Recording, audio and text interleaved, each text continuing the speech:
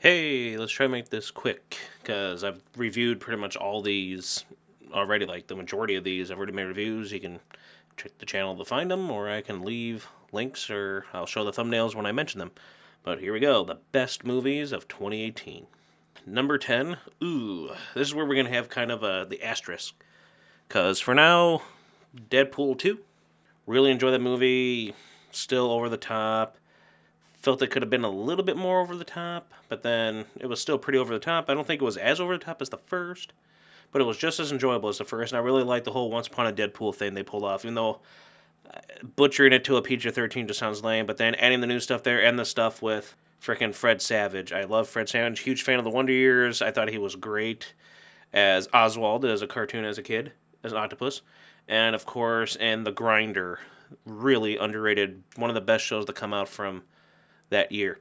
At least I got a full season. But anyway, it was pretty funny, the whole thing with Deadpool and Fred Savage and their bit doing the whole Princess Bride thing. But the movie was pretty good. Wish there could have been a little bit more sexy titties and stuff like that, like the first one. But, you know, we got to see little penis, though, right? But anime isn't. But anyway, it was still pretty funny, and I love the new characters. You know, Cable, Domino.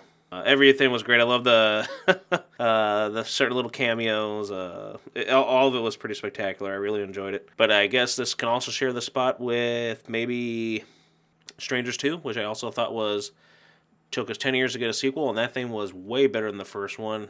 Different family aspect, and it was nice to see the people getting hunted, preyed upon, turn and get these sick son of a bitches in the end.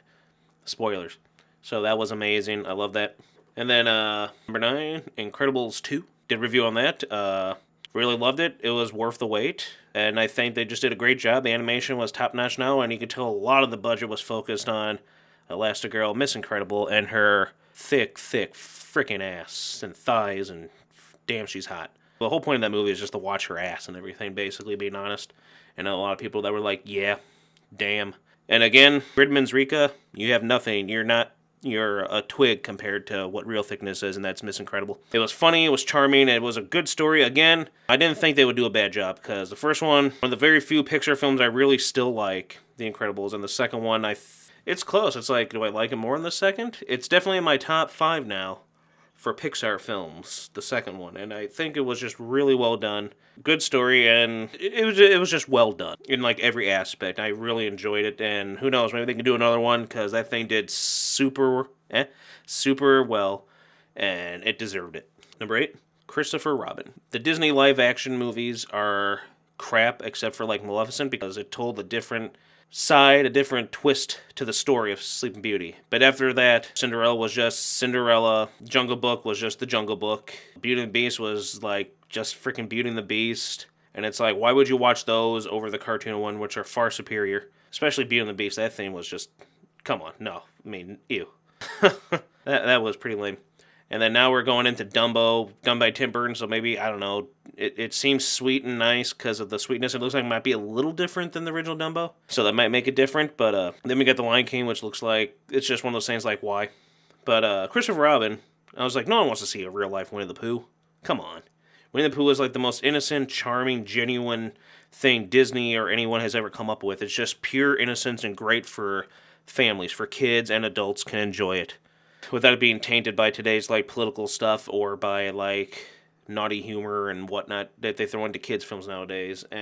But then when I saw the trailer, I was like getting like teary-eyed, heart and all that kind of stuff. There's because of it was so emotional. The whole Christopher Robin growing up thing, and then Pooh and them forgotten, alone, what to do, like that stupid song I hate. I thought really well done, nicely acted, well cast. It was surprisingly freaking hilarious. There's so many funny parts in there. It just worked from the fiction to the real life, from the past to the present to the now, and it worked. It was sweet, it was touching, hilarious, well done story, and it seemed real. And damn, it was emotional throughout like many parts of the film, and it ended really nicely. It was perfect. I loved every minute of it. Probably, besides Maleficent, I think Disney's best live-action version of a cartoon franchise of theirs. Number 7, Fireworks. I know it came out in Japan last year, but for us it came out here, and I know everyone says it was But I enjoyed it. I liked the animation. I liked the style. I liked the story. Sure was the same old kind of story, what if type of thing there, but it was still nice. The main girl was, I think, like a real good girl, cute, had something going, waifu. And you kind of, wanted to see what happened to them, and then just them running off doing what they had to do, and everyone else around them. I thought it had a nice message and a theme, style going for it. La la la la la. It was very cute and charming, and she stole a lot of the show, and it was really charming. It was really cute. It was enjoyable, and surprisingly, I feel like it for me, which is I don't know, it was more memorable than Your Name for me. A Silent Voice was more memorable than Your Name, and another film coming up on this list more memorable than Your Name. I don't know. Your Name just didn't stick with me as long. A lot of it's forgettable. Good movie, but I think these ones are way better. So yeah, Fireworks. Really good movie.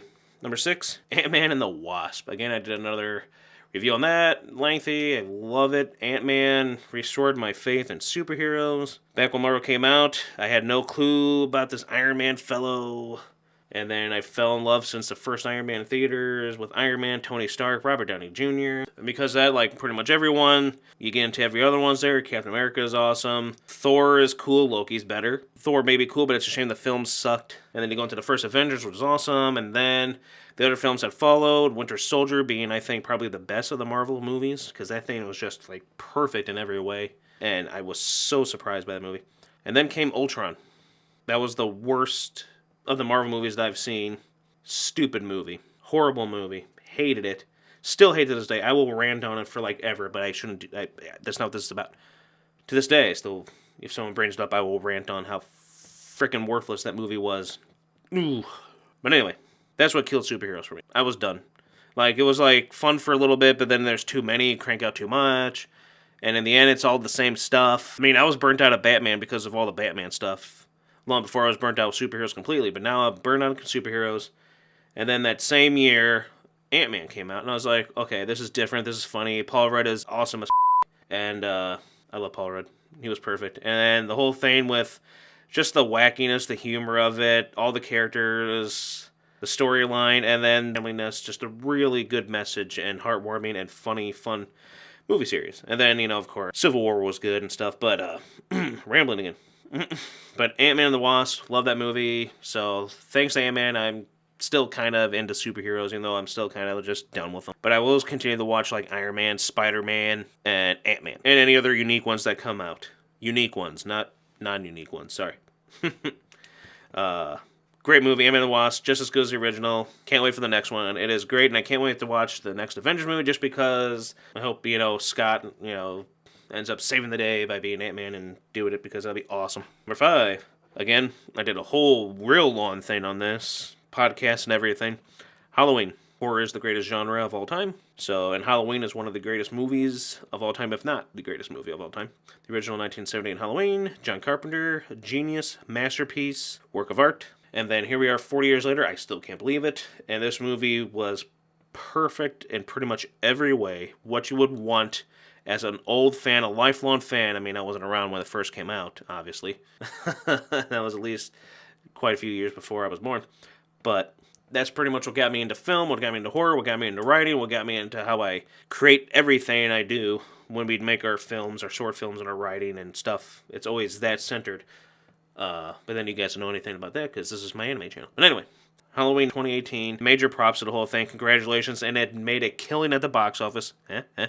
Which I'm proud of, and I hope that's a message to everyone else, get Robert Englund back, let's do at least one more Friday the 13th with him, properly done, let's get Jason back, do it the right way, even though I thought the remake was pretty good, it had all the blood, the guts, and a lot of the boobs, ass, and everything, which is what you'll want from those movies. I thought it was really good, so we need to get all these guys back, and then let's keep Chucky going there, and not with this horrible Child's Play remake garbage. But Halloween 2018, just about perfect in every way, congratulations, let's make many more of these. Number 4, Pokemon, everyone's story. Holy crap. This was the best Pokemon film yet. I made a review on it, a long, lengthy one again. The different style, it was beautiful for every reason. The story, the music, the different art style, all the unique new characters we have for it. So it wasn't totally focused on Ash. It was focused on all these people. And it wasn't as much focused on the Pokemon as it was these people, their stories, their lives, everyone's story.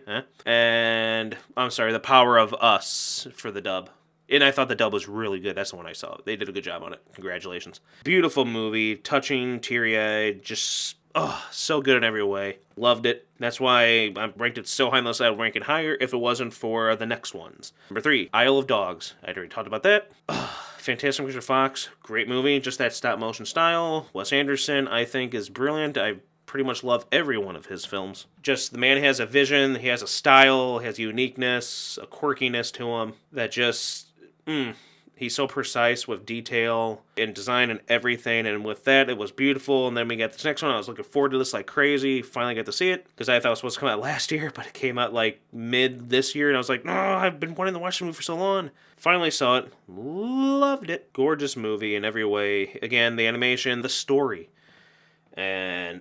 very sweet, heartwarming, just wonderful again. Just a touching movie, and it's what movies should be about, this type of stuff. All these movies I'm listing, for the most part, they're all what movies should be made for the sake of telling a story, for the sake of the art of film, or the art of just art, whether it be live action or animation or whatnot. It should be for that, not for just trying to put in special effects and how much action and CGI and how much money we can make, because, I'm sorry, that's not film, not true film. Number 2, Paddington 2. Again, the only film that deserves that 100% rating on Rotten Tomatoes, even though Rotten Tomatoes is, who goes by that anyway, right? Because the critics are always different than what the people who watch it are. But, this is one where they both agree. 100%. Paddington was a great movie. Paddington 2, just as good, maybe even better. I mean, it did everything right. Everything, again, with every aspect of filmmaking. Paddington 2 delivered. Story, the writing, characters, the acting, the shots, costuming, the set designs, the music. The lighting, the songs, everything, the way it was shot and made, the storytelling, the delivery, the directing. I think I said right already, but I have to keep saying all this stuff again. Like, everything that comes together to make a movie, this movie succeeded in. Damn, it was a freaking perfect movie. And the ending, oh my gosh, I saw it coming, but I still cried like a little bitch. Beautiful movie. Absolutely loved it. Paddington 2. You'd be number 1, Paddington, but right now you're number 2, because number 1 is, but first, some honorable mentions. Mostly because these are films that I would like to include on this list, but I haven't seen them yet. Welcome to Marwen. Looks good. Haven't seen it yet, but it looks like it would be fitting for a best of list. Mirai. Another Japanese anime movie I wanted to see. It looks sweet and nice and all that kind of visual and all that stuff there, but damn it. Missed out on it in theaters last minute. Didn't get a chance to see it because of work. Work sucks. So thank you, work, for making me miss, this movie. But it looks beautiful. I'll see it eventually, I guess, when I get it on DVD or whatnot. Teen Titans Go to the Movies. I was wrong about me saying Ant-Man 2. Ant-Man and the Wasp was the best superhero movie of the year. That would go to Teen Titans Go to the Movies. I did do a review of it, but I haven't put it together, and time has passed. But maybe I'll throw it away as filler for some point. But I was surprised with this. It was freaking off the wall, just stupid and hilarious. So it was entertaining and fun. And I'm joking, I still think Ant-Man was better. But this was f***ing really good. It was something, I tell you. Loved it. Aquaman. Haven't seen it. It looks funny and stuff like that. So and weird and different. So I'll give that a shot. That always up my alley. And Spider-Man Into the Spider-Verse. Spider-Man pretty much is my favorite superhero. I really liked Homecoming and the Sam Raimi ones. I don't talk about the Incredible or Spectacular, Amazing. I don't remember whatever those ones with James Garfield. I mean, no, those were everything else, good. This one looks good. I just like the unique animation style. Give it a shot. I haven't seen it, so I can't put it on there if I haven't seen it. The Mule. Clint Eastwood is not only a great actor, but a great director. He's made some of the greatest films in these past few years. My personal favorites being Gran Torino and Letters from Iwo Jima. Dear God, the man's a genius with this stuff there, and this looks like another home run, basically. But he'd have to see it. And then I guess dishonorable mentions, ones that we'll give awards for the most overrated, overhyped movie of the year. That'll be Black Panther. It was just your typical superhero movie. That's all it was. It wasn't bad, but it wasn't great. And it feels like it got all the hype for all the wrong reasons instead of it being an action movie, because all it was a superhero movie, and it's being nominated for a Best Picture or whatnot. That's sad. I'm sorry, but as much as I do like some and most superhero movies, I feel like the majority of them, if any of them, none of them deserve Best Picture awards, because they're just superhero movies. They're not anywhere near those artsy, Oscar-worthy films. Sorry. But I enjoyed Infinity War and freaking Ant-Man 2 more than I did Black Panther. I mean, those were better films. Sorry. Not sorry. Biggest bomb of the year, Solo. I mean, Solo. That's what happens. You get woke, you go broke, and good for you. Frickin' Solo. Bombed like crazy. I love it. Unnecessary movies. Mary Poppins Returns. No one asked for this. No one wants this. Good job again, Disney, and it doesn't look like it's going to make that much. Ralph Breaks the Internet. First Wreck-It Ralph movie. I loved it. Absolutely adored it. It was perfect, but it was perfect as a one-shot and done. There was no need to milk it and ruin it. And then Disney goes and ruins it. Because the movie was great, but it was not a box office success. It doesn't do anything in the box office. It doesn't sell merchandise. Let's make a sequel. Right now, the merchandise is sitting on the shelves. Everywhere I go, Wreck-It Ralph stuff is piling up. And the movie, right now at the box office, is currently looking like it's going to make less than the first film. Congratulations, Disney. This was not needed. It was a great film, then he had to go and ruin it. And then, of course, throwing in all the PC stuff and the movie and trailer and stuff like that. So it's like, shove stuff down our throats again, blah, blah, blah.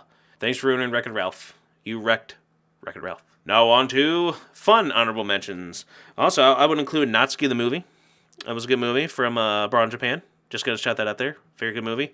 Made that second one there, Chris. Made that second one. Wrong Number and Pillow Fights Can Be Murder. Both those last two movies will be seen very soon because they're not out yet, but they were edited and stuff. So you'll see them soon. So they might actually count as next year movies. But anyway, on with number one. Number one, Maquia. I haven't been this moved and touched and obsessed and in love with a movie since A Silent Voice. Maquia. Perfect film in every way. Beautiful in every way. All I'm going to say is that. A must-see out of any movie this year. Everyone's going to see all these other movies. That's because they haven't seen Maquia. And they're not going to see Maquia because it's anime. It's cartoons. It's like, no, it's not Disney level cartoons. It's not retarded Cartoon Network style level cartoons. It is pure art, cinematic storytelling, in every way, beauty, perfection movie. That's what it is. Best movie of this year and of any year I've seen in a long time. It still gets me. It is the most film. Everyone needs to see it. Again, way better than Your Name. This movie takes a shit all over Your Name. I'm sorry. This movie is beautiful in every way. I'm tearing up talking about it. Go see my review of it in full detail. It is beautiful. Go check out other people's reviews of it. They all say the same thing. Dear God, was that a wonderful movie. I've never seen anything like it, and I don't think we'll see anything like it ever again. What movies, again, should be. So this year was really good. Maquia and Paddington 2 are what movies should strive to be instead of just getting money and special effects. Beautiful. Maquia, best mom, best waifu, best movie, best everything you can think of.